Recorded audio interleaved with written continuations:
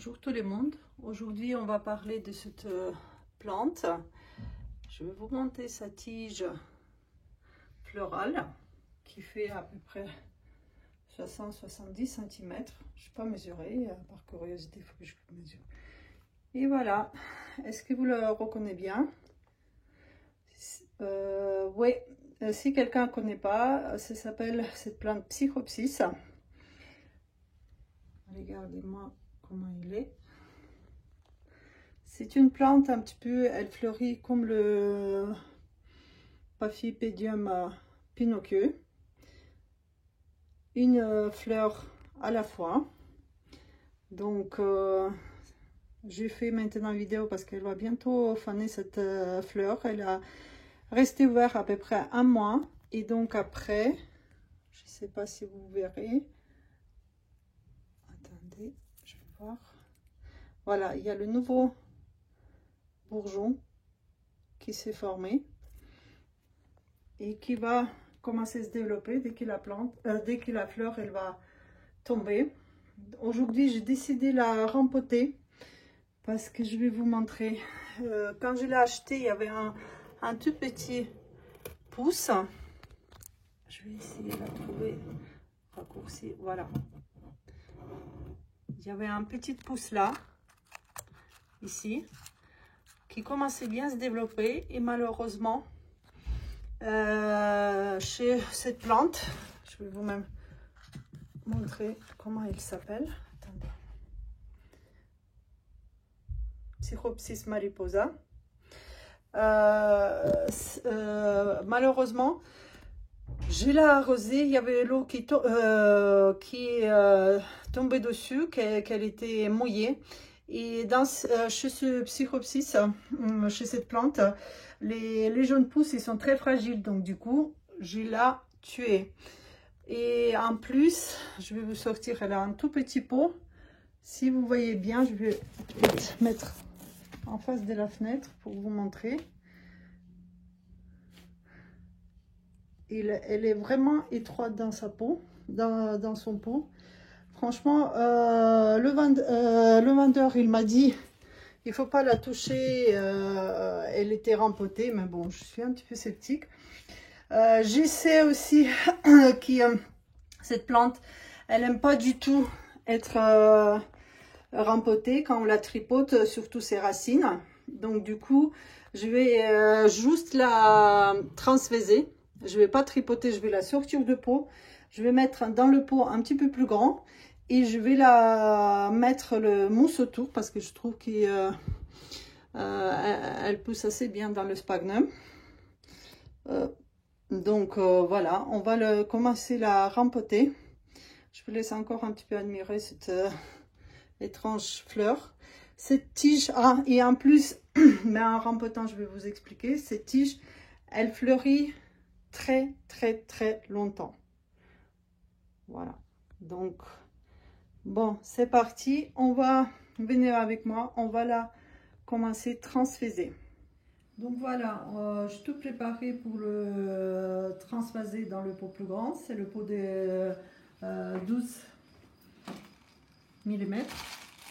J'ai mis un petit peu le bid d'argile au fond pour faire un petit drainage. Je vais utiliser le sphagnum comme substrat parce que lui-même il est dans le substrat de sphagnum. Comme je ne vais pas du tout tripoter les racines parce que franchement le Psychopsis n'apprécie pas beaucoup le rempotage. Mais bon, là je vais quand même faire parce que je trouve qu'il est un petit peu étroit. Entretien des Psychopsis, c'est un petit peu comme Phalaenopsis et il ne supporte pas la température au-dessous de plus bas qui 15 degrés. Bon, 18 c'est vraiment bien pour lui minimum.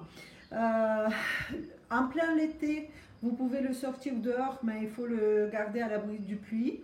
Parce que comme je vous dis, surtout les jeunes pousses, ils craignent beaucoup d'humidité. Ils pourrissent assez vite.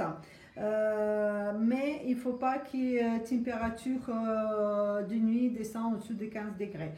Si quelqu'un peut faire ça, je pense qu'il va bien apprécier un petit séjour dehors. Autrement, il est très très bien et facile à élever dans les appartements, dans les maisons à l'intérieur. Il aime le bonne exposition mais pas directe, comme les orchidées. Sa tige florale, comme je vous avais dit, elle peut aller presque jusqu'à 1 mètre.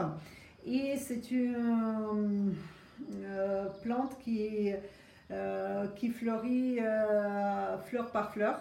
Donc quand vous voyez que votre Psychopsis il a tombé la fleur, surtout pas couper la plante, la tige, parce qu'elle va repousser, même des fois elle peut faire les repos presque 6 mois. Tant qu'elle n'est pas séchée, vous ne la touchez pas, elle va repartir.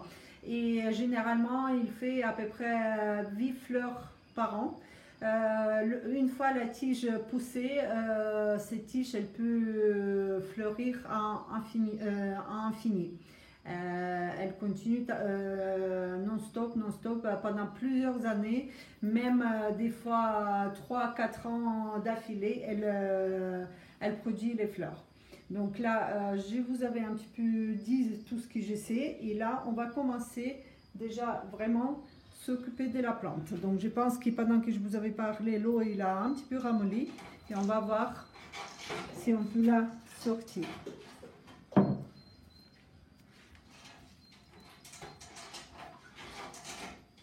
Ma tortue Calypso qui fait le bruit, elle est toute intéressée à savoir ce qui se passe là.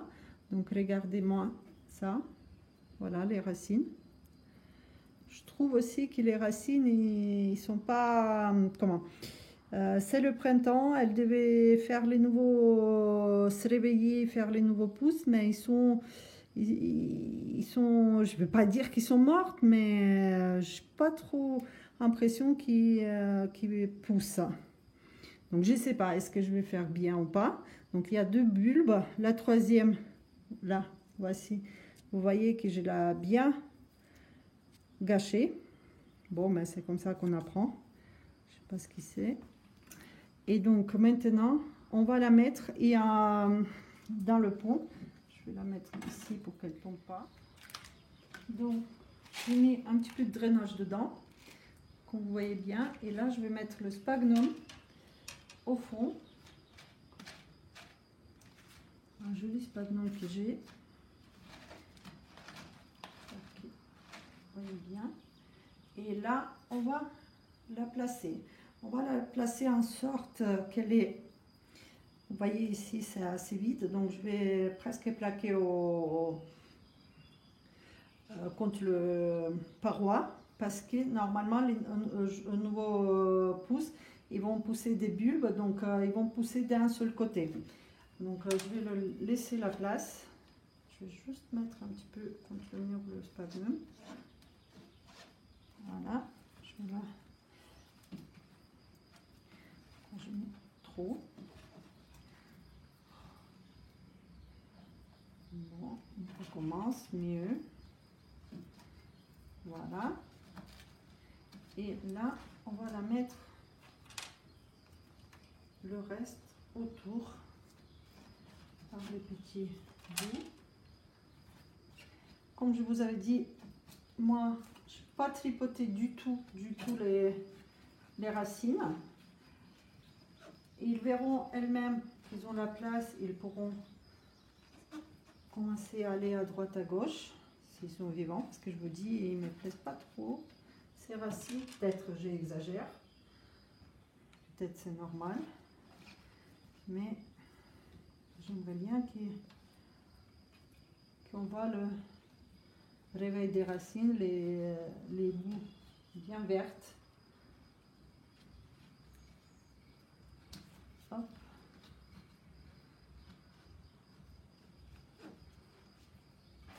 Là, je travaille sur ma véranda. Comme ça, vous attendez peut-être un petit peu les oiseaux. C'est assez tranquille, même si c'est samedi. Il n'y a pas trop de bruit, il n'y a pas de bruit des tombes d'eau. Si, un petit peu au fond, quelque part, mais pas juste à côté de nous. Ah si, il y a les chiens qui se réveillent. Voilà, donc là, Ça y est, je ne l'ai pas trop enfoncé dedans. Mon sphagnum, il est bien mouillé, donc on ne va pas le toucher. On ne va pas le arroser tout de suite. Lui, il aime bien le arrosage bien régulier. Donc maintenant, avant je le arrosais à peu près tous les 3 jours. Maintenant, je vais le arroser une fois par semaine, tous les 10 jours. Et on va voir son développement. Et j'espère que cette transfusion pas trop traumatisée. Je vous fais encore coucou. En tout cas, pas moi. Le Psychopsis, parce que bientôt, vous voyez, il commence déjà sécher. Donc d'ici quelques jours il va tomber et on va attendre la prochaine fleur s'il ne boude pas. Donc merci beaucoup que vous êtes restés avec moi. J'espère que cette vidéo vous avez appris pas mal de choses et mettez le like, abonnez à ma chaîne et à la prochaine. Merci beaucoup, au revoir.